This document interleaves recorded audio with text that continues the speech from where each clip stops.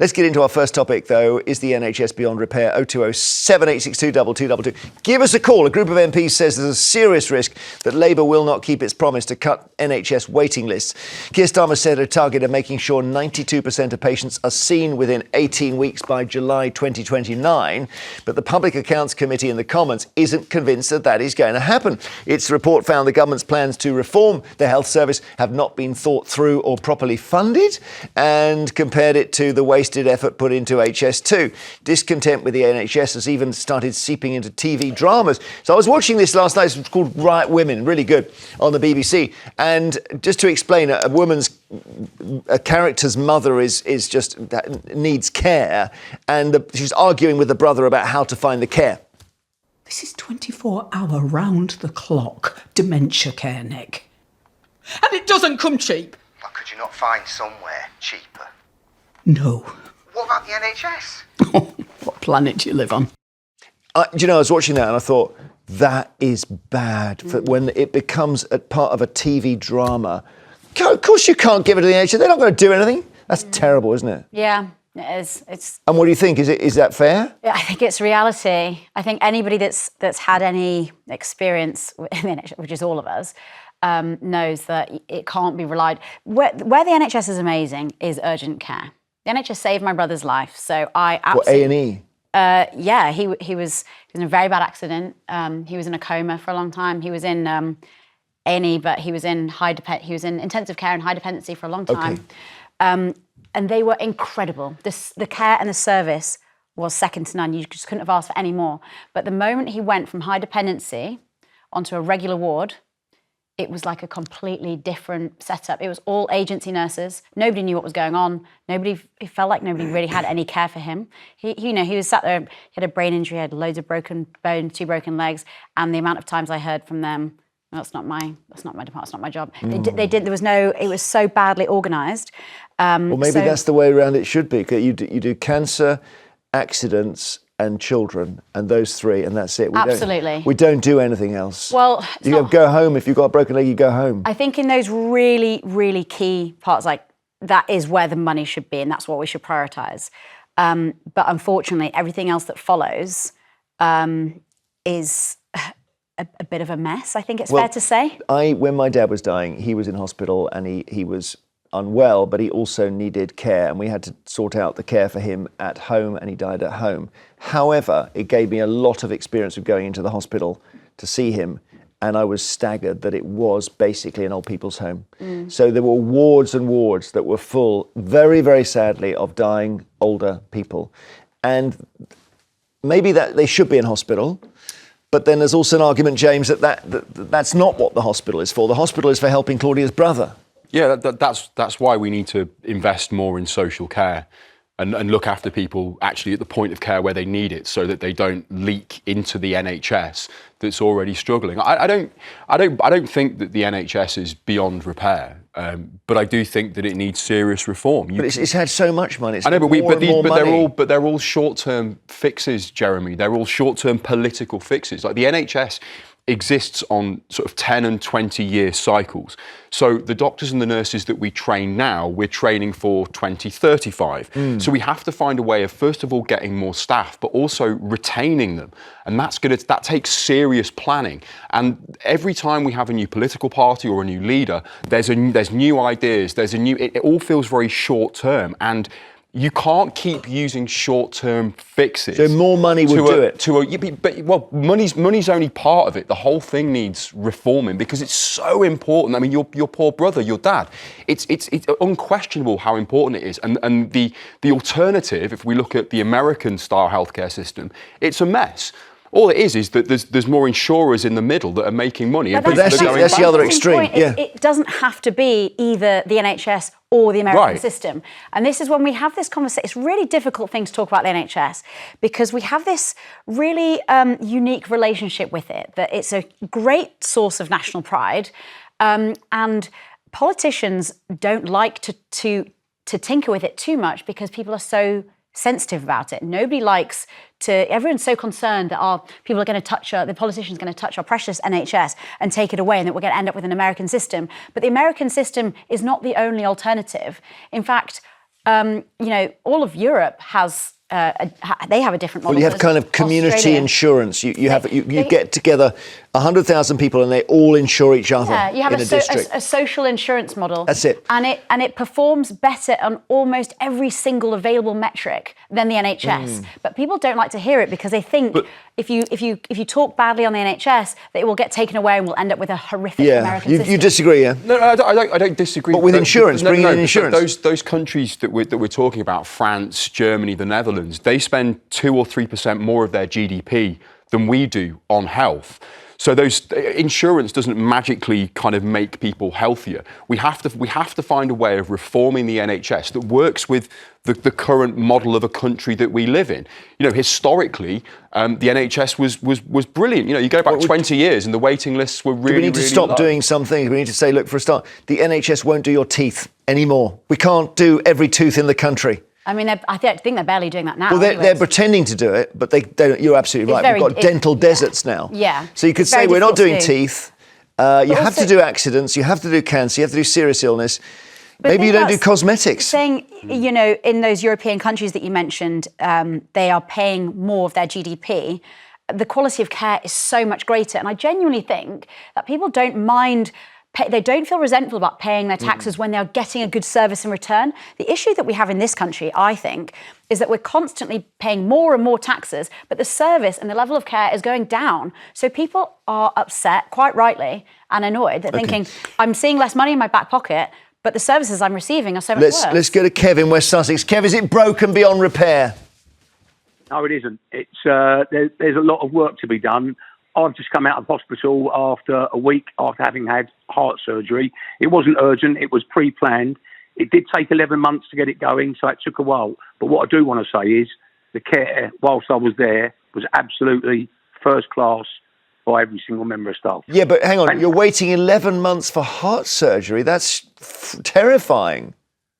Well, it is, but the reason is the doctor, when I went for the consultation, the doctor said to me, you need heart surgery, we've identified it, you're reasonably fit and the right age at the moment, we'll put you on the waiting list. That's why it took 11 months.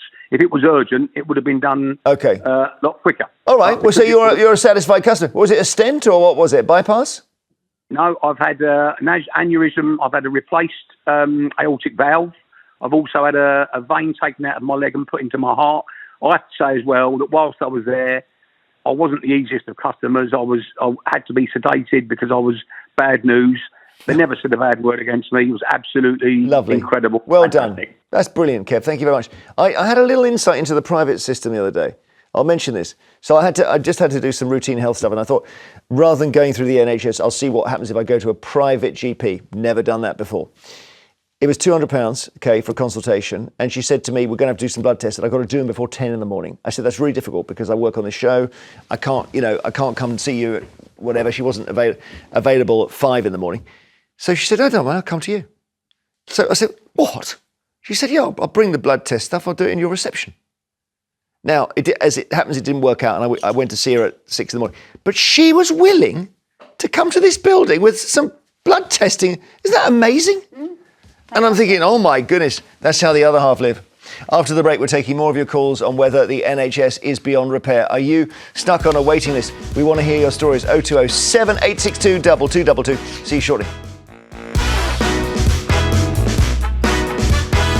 Before the break, we asked in which country would you find the Atlas Mountains? We gave you Morocco, Iran, Peru is the other one, but it is, in fact, the first one, Morocco.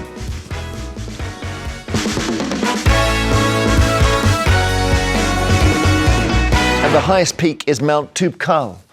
So Claudia, and I hope you're enjoying my little extra facts today because we went through earlier. Yeah. Claudia and James with us this morning. Later we'll be asking whether it's okay to get drunk at the office Christmas party because things can happen. First, let's get back to your calls on the NHS. Is it sadly beyond repair? So the reason we're asking is not just to cause trouble here. It's because a group of MPs warned the government could well miss its target to cut down hospital waiting times, which was central to their elections promise. Andrew in Cardiff, is it game over now? Good morning, Jeremy. I'm a retired nurse. I joined the NHS in 1976 and I retired in 2008. I I'm really, really fed up of the negativity surrounding the NHS. Can you imagine you and Storm going into work every day being told you're not working hard enough, you're not meeting targets on calls? It is demoralising. And it's really... It's not, but it's not to do... Yeah, I'm just trying to think where the analogy is right here, because I suppose the issue is if the NHS is really successful, everyone in this country lives to be 110, more people get older and iller, and then the NHS becomes less successful. So you are stuck in a doom loop there, which I don't think there's any answer to. Also, Angela, I can't... you're saying people are bashing the NHS and bashing doctors and nurses. I don't think that they are. I think that doctors and nurses have an amazing amount of respect from the electorate. Everybody absolutely loves them. I think it's the system itself and the politicians and the way that it's run. I think it's the patients. I think it's us. We're the problem because we've had so much advice on how to be healthy and eat well, and we ignored all of it, Angela. But when you talk about the NHS, it's automatically doctors and nurses that come to mind.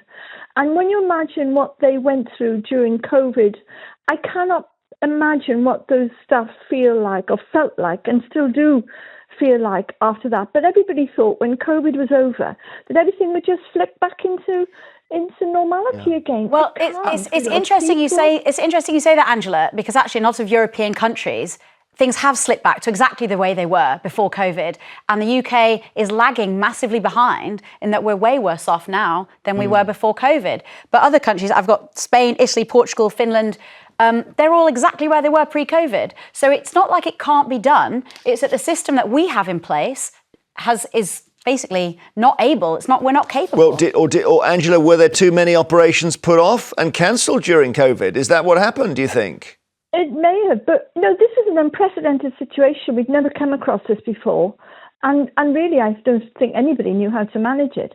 But I can only speak about, I'm in Cardiff, as you see, and Welsh NHS is constantly being bashed. I know, apparently it's worse than the English NHS. Yeah, and apparently people come from Wales to get operations in England. But also, can we just point out the fact this is not a COVID problem? The year before COVID, the UK had the second worst avoidable mortality rates in all of Western Europe. I don't know what's going on, but maybe we just don't look after ourselves. Maybe I'm blaming us now. Angela, thank you so much. John in Manchester, hi. Hello. What do you think, John? It's not broke beyond repair, but it is broke. It's broken. I got discharged on Monday. Yeah. From a hospital where they didn't have paracetamol or metformin available. Or what? So paracetamol is one of the I know what paracetamol. The second one, metformin. And metformin is a drug for diabetes. Again, one of the most used drugs in the country. The frontline staff are amazing, but everything that they have to do is shocking. The policies they have to follow are not good. But you mean people keep saying the frontline staff are amazing? Look, I know it's the law that we have to say that. Are they? I don't know. I mean, I haven't been in a hospital for quite a while. Yes, they are. The healthcare assistants and the nurses are amazing. All right, good. But the pressure they're put under is unculpable for anyone. What were you in hospital for, John?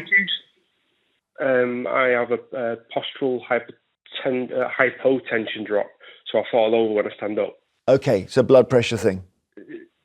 Yeah, so basically I was in hospital and I was told that I couldn't go to the toilet, I couldn't go to the bathroom, I had to have somebody to assist me on all occasions, but I got discharged. I got discharged at home on my own. Yeah, do you know, that's the funny one, isn't it? You're not allowed to go to the toilet alone, but they'll send you out the hospital because you're taking up a bed and you wait at the local bus stop, and that's fine. Thank you, John. But I don't know how you sort that out. I mean, in the end, people, when we get ill, we are difficult to handle. Is there a conversation about prevention? Making people healthier so that we take strain off the NHS. Well, you say we're not going to treat smokers for lung cancer. But do you say that? Not necessarily. But this country sells cigarettes, so our government and this country is partly responsible for lung cancer. But surely we should be doing more to preventative. So smoking, obesity, mental health. I mean, you can't on one hand slash mental health funding, which has been done by successive successive governments and then not expect people to come into hospital saying, I'm depressed, I'm anxious, I'm suicidal. Well, so you could the say preventative the is surely the way to go. Okay, you could say, well, yeah, it is, except we've tried all that and it hasn't worked. You could say the NHS doesn't do mental health. There's the radical thought. You just say we clearly can't do it. Well, if you are mentally unwell, I know it's really important, but the NHS is not for you. I think it has been doing that. I think the NHS hasn't really been doing mental health very well, which is why we have instances like the man on the train, however, like the week before last, where he went on a rampage. That's not a sane person. That's somebody that needs care. Oh, we've seen it. Valdo Calacane, we've seen all kinds of people who should be. In the olden days, they would have been in so-called asylums. Those places have been shut and they're in the community. And I don't know what the solution is here. Debbie in Essex, what do you think? The NHS has got to stop doing something big. What is it? It's not necessarily they've got to stop doing something big. I work in the health service. I work on a maternity ward. And the trouble is, a lot of it as well, they've cut too many things, which just causes problems in other things. I work in maternity. There's no antenatal classes. Postnatal care is really bad. Not just my hospital, across the board. Government don't think people need it. Postnatal depression for mums and dads is on the rise. That causes mental health. That causes another problem. So they don't put enough funding in one thing. We also, none of us pay enough money in tax. We all think, I pay for the NHS, I do this, I do that, I do the other. I have had 16 operations on the NHS. I've had 3 children on the NHS. I have way more, my NHS bill is way more than I've paid in. I have a son. You earlier on, you said, we only treat cancer, children, and accidents. My son's got cystic fibrosis. What about that long term? If he doesn't have medication, he won't be here. He has to pay for prescriptions because when the laws on prescriptions were made, 16-year-olds, nobody lived past 16 with cystic fibrosis.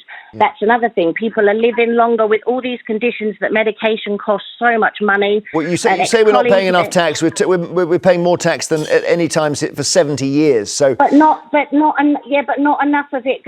Or national health, whatever we contribute to the national health is not enough. A lady having 2 babies covers what you pay in a lifetime in national health. So that's our bills, interesting. Things need to change. There's too many managers in the NHS. There is chief execs. Most of the managers, chief execs, actually really are so unaware of what goes on the shop floor. It's unbelievable. They don't come to the shop floor. They may have worked on wards. Most of them probably haven't worked on wards for 10, 20, 30 years.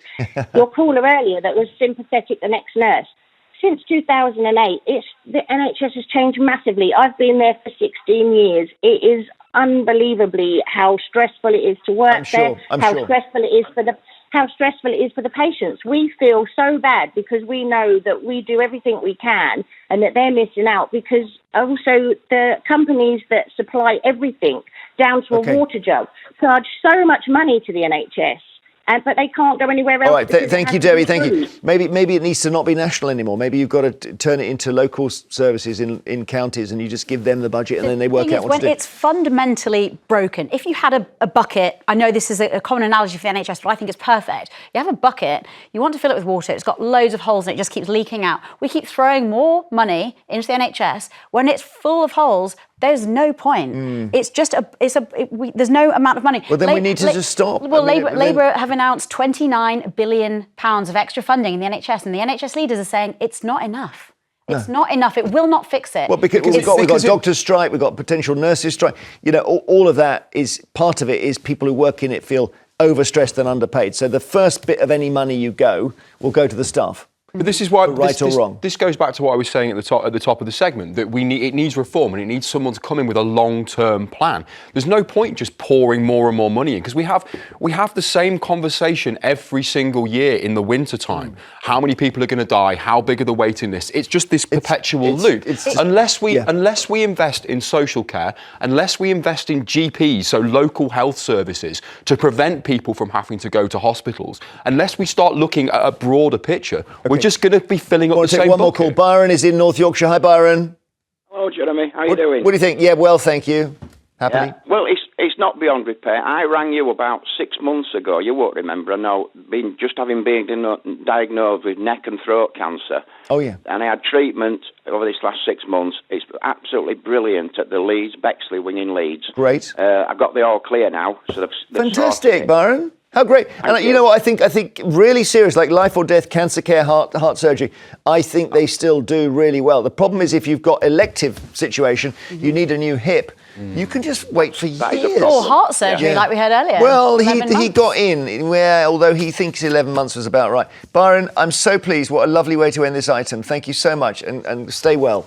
Later we'll be asking if it's okay to get drunk at the Christmas work do. I bet you've got some stories on that. After the break, should we ban all wet wipes? Some campaigners say they're bad for the environment, bad for our sewers.